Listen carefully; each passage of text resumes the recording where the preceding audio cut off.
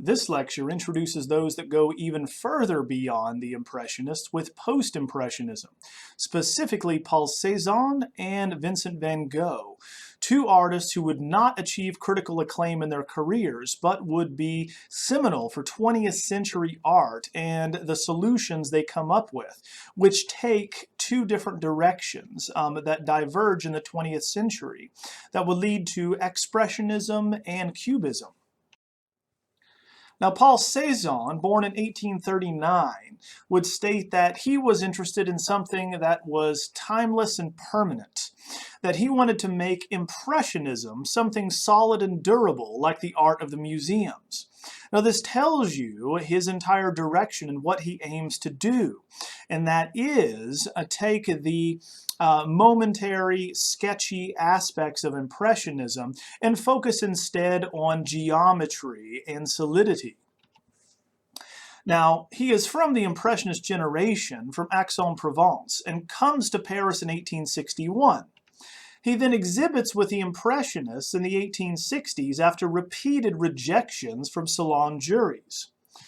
After receiving even further negative receptions, he stops exhibiting altogether, returning home to Aix-en-Provence and painting out back of his house for the rest of his life.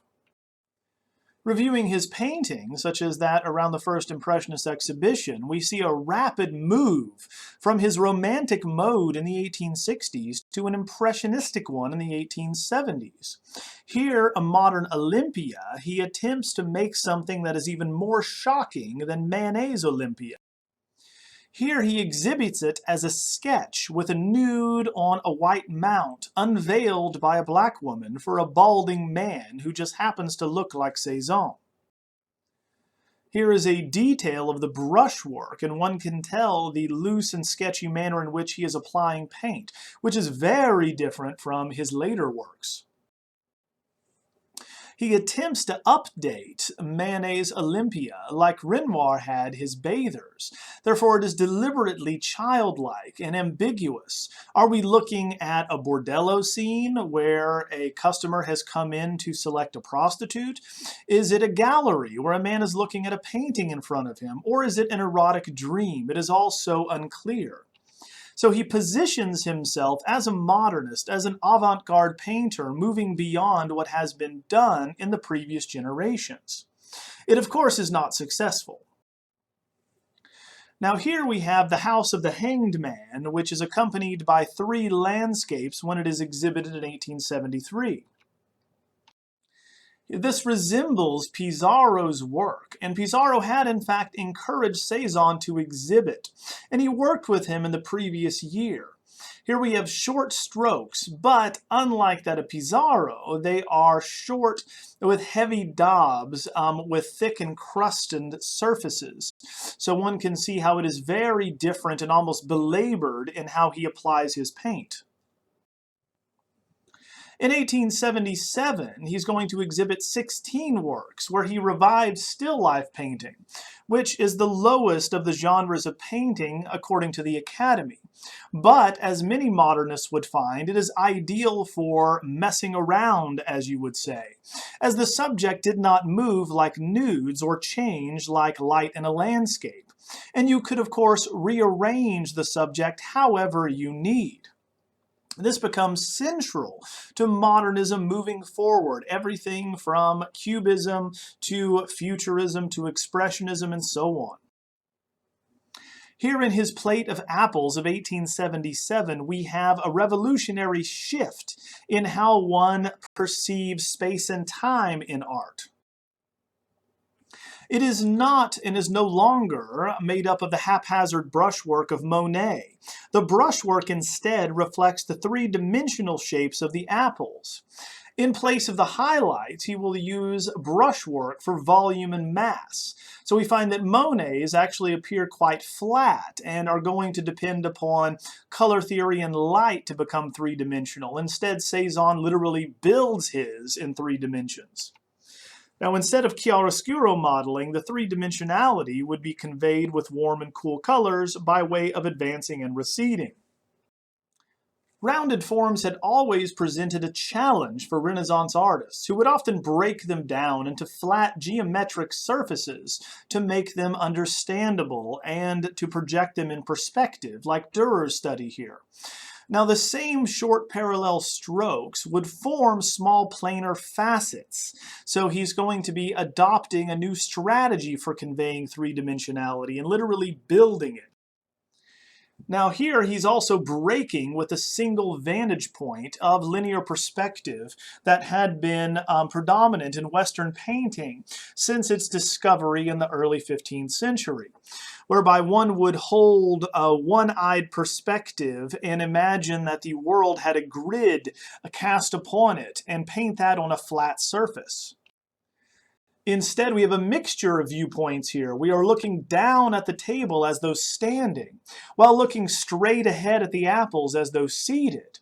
This is a new way of looking that reflects the scanning of the eye in reality, that we do not see one image in a static one-point perspective fashion, but instead are going to create an image by scanning and moving our eyes around a subject and a form, thus revealing time, or the fourth dimension, as a very important aspect of painting now.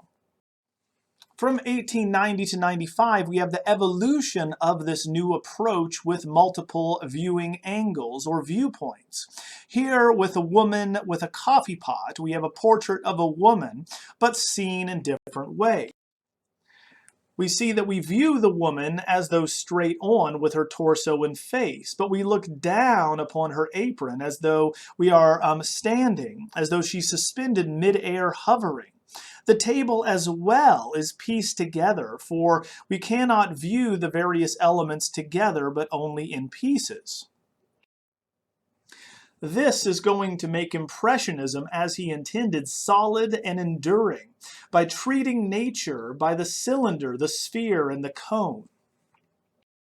He then begins applying this to landscape as well. Here at the bay at L'Estaque we have, from 1879 to 83, an approach that is going to break down the landscape into these various facets.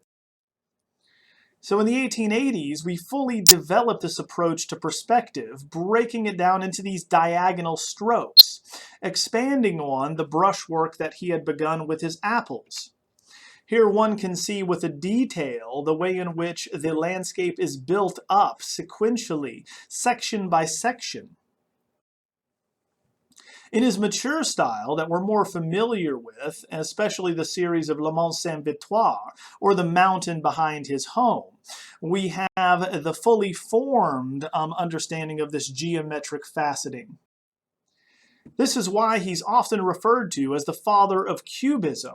Here is a photograph of the mountain and his painting, and one can see that we are not communicating light nor atmosphere.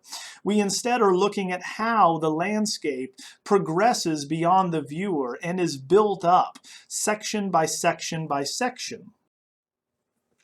This build-up breaks down the disparate elements for a generic view. Thus, we now have his structural brushstroke, one that does not define, but instead reveals the underlying structure in nature, the geometry of nature. Here we can see with his two details, one from the House of the Hanged Man, showing the very heavy, almost impasto technique that muddles the brushstrokes together. We now have them carefully differentiated in Le Mont Sainte-Victoire, where each tree and house is going to be made up of an individual three-dimensional element.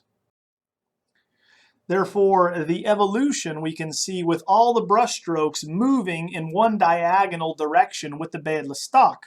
Now we have them moving in multiple directions, primarily vertically and then horizontally and then diagonally left and right. Here, if we compare these brushstrokes, we can see this investigation into nature and space, and especially of time, of understanding it by looking at each individual section, building up as we progress.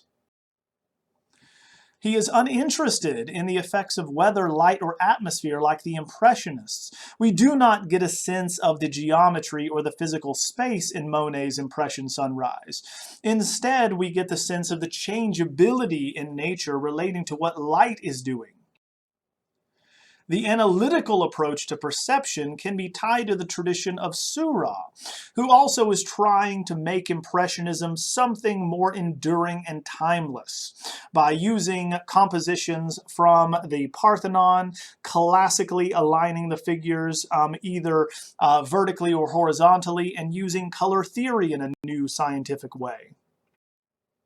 Another artist who would also not achieve critical acclaim in his lifetime would be Vincent van Gogh, also considered a post-impressionist. Now, he is from the Netherlands, and this Dutch Protestant son of a pastor is going to have professional failure after professional failure. He is plagued by epileptic seizures, so he does attempt to be a pastor like his father, but fails the exams. So then he turns to being a self-taught painter late in life. We know the most about his biography through his letters to his brother Theo, written between 1872 and 90. He wrote 700 of them, in which he clearly communicates that he wishes to use color in an arbitrary or random fashion in order to express himself forcibly. This, of course, takes us in a different direction with art and what paint is going to be used for. Instead of defining or investigating our world, it now will be used to communicate our internal state of mind or psychological disposition. At the outset of his painting career, Van Gogh was actually more interested in peasant painting. And before arriving in Paris, he practiced this type of painting inspired by Millet and paintings like his Seurat. Only Van Gogh had a much rawer and more uncouth style. This is illustrated in his Potato Eaters, one of his early works from 1885, made right before he left for Paris, and he actually hoped this would make his reputation in the city. Unbeknownst to him, they had moved past the realist phase 3 decades earlier. In this tonal painting, which is made up of a very narrow range of tonalities, we have 5 peasants from Brabant eating a frugal meal. We see their tired, gloomy faces with round black eyes and huge noses and protruding jaws, distorted by the work that they have just undertaken. Now, they are almost laughable caricatures from our standpoint, but they're intended to be serious and having a very solemn mood. The distortions, again, are going to be symptomatic of the indignation of their lives, having to work with such of these manual laboring circumstances. So here we have respect and integrity of the peasant life that's carried on from Millet's tradition to Van Gogh. In his letter to his brother Theo, Van Gogh would state that he was opposed to artifice in painting and the corruption of modern capitalist labor. So this would be a political statement as well. So this distorts reality for expressive ends, otherwise known as expressive distortion in art. And this, of course, from the outset shows us what is at the core of Van Gogh's art and what he will do with it, using formal elements to communicate emotions. So here he's consciously trying to convey emotions to the viewer through this expressive distortive quality. So the vehicle for expression here is one using contour and tone. Now, in Paris, he immediately realizes that the brushwork and color were equally, if not more important, to convey emotions in his own work. He became acquainted with the ideas of Seurat and Henry in this psychological understanding of the impact of color. He thus began adopting the technique of pointillism. In his painting of 1887 of an interior of a restaurant, we see this technique carried out, but slightly differently from that of Seurat and his colleagues.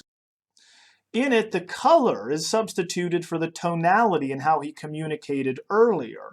We have a light pointillist brushstroke that is replacing the heavy smears in the Potato Eaters. Now here we find that the painting is no longer dreary and dull, but cheery and upbeat. We can see in the details the use of these warm, vibrant colors to communicate the effect and the interpretation of this interior space. So the warm colors and upward diagonals would be associated with Henry's dynamogeny as a dynamogenous color scheme and composition, much like that of La Chahut by Georges Seurat. Again, as Van Gogh would write to his brother Theo, stating that he is going to use color arbitrarily to express himself forcibly, we here see the Italian woman of 1887. She is silhouetted against a yellow background, wearing a regional costume.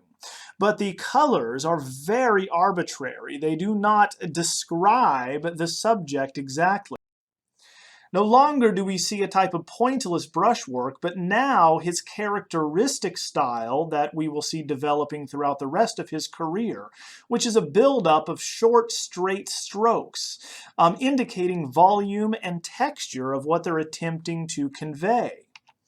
Here in the detail, one can see using green and red and pinks in the woman's face, whereby the dress is built up with these short, very thick strokes, almost in a three-dimensional patchwork fashion. Now, it is built up like Cezanne, but the local colors are replaced with these contrasting colors of reddish pinks and turquoises. So it is going to be the same subject, but for an entirely different and expressive end.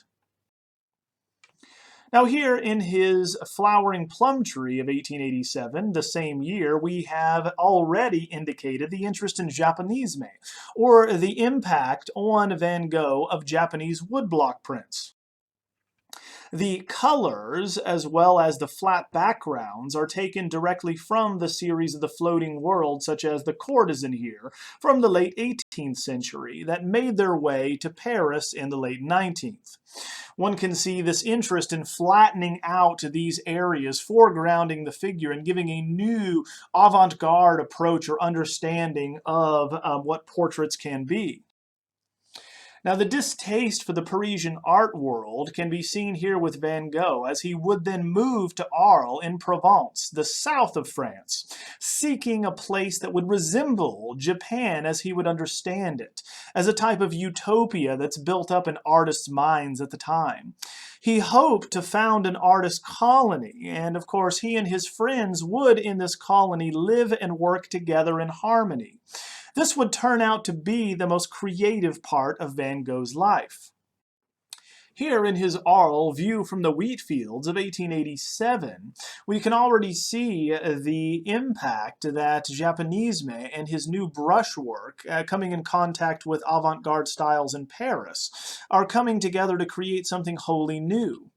In the scene, we have a field that has already been reaped, the sheaves leaning on each other off to the left here in the midground. The farmer is cutting the grain with a sickle here in the background. The town in the far background includes gasworks, medieval buildings, and new homes. They are all hidden by the industrial technology of the train running in the upper portion of the landscape near the horizon line. Now here we have the old and the new coming together, the old techniques of agriculture with the new technologies in industry. So we can see this also as a comment on the passing of time and the changing of the seasons. And we also can see this is the disappearance of nature and it's being replaced by industry.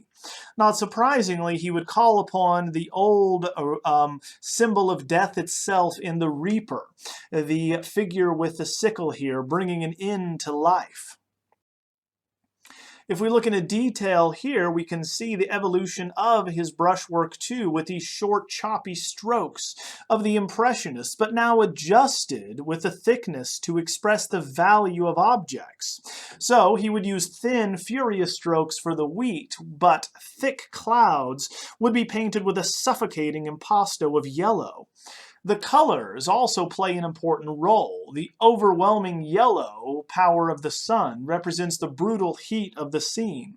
The field is almost the whole picture plane. Therefore, we seemingly have the endless task of the reaper at hand here. The brushwork, color, and composition all work together to lend meaning to the scene here, departing further and further from observed reality. Thus we can see the evolution of his style picking up steam here, as it were. In the Night Cafe, also from the same city, we have a scene that takes us even further afield from naturalist painting. In it, we're going to have the atmosphere, as Van Gogh calls it, where a man can go mad.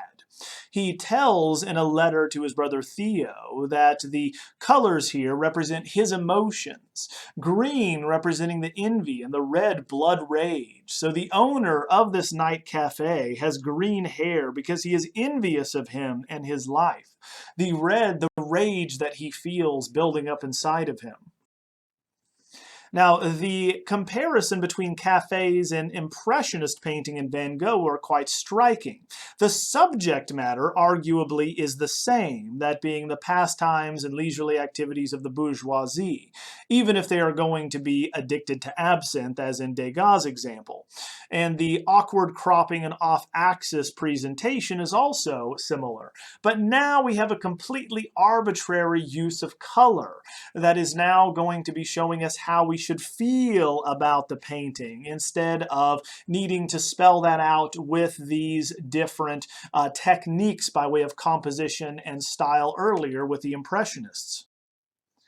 Here, the tilted perspective is going to combine with the expressive color to inform our perception of this distorted reality. So it's not the carefully considered viewpoints of Cezanne, but instead is going to be looking at how we can be expressing something using these shifting viewpoints. Such distortive qualities in brushwork would come to a head in perhaps one of his most famous paintings, The Starry Night of 1889, a very interesting landscape that brings together the expressive qualities of both color and brushwork. In the painting, we're actually looking out of an asylum that Van Gogh had checked him into after a series of seizures had left him depressed and somewhat debilitated. So he committed himself to the mental asylum at Saint-Remy in Arles. Now, the feelings here that are being expressed are about life, death, and infinity. Notice that everything is in motion, animating this notion of nature, with God behind it, according to Van Gogh. Now, here is the difference between Post-Impressionism and Impressionism, in that for Post-Impressionism, with Van Gogh, none of us would expect to believe that this is how we would actually view the world.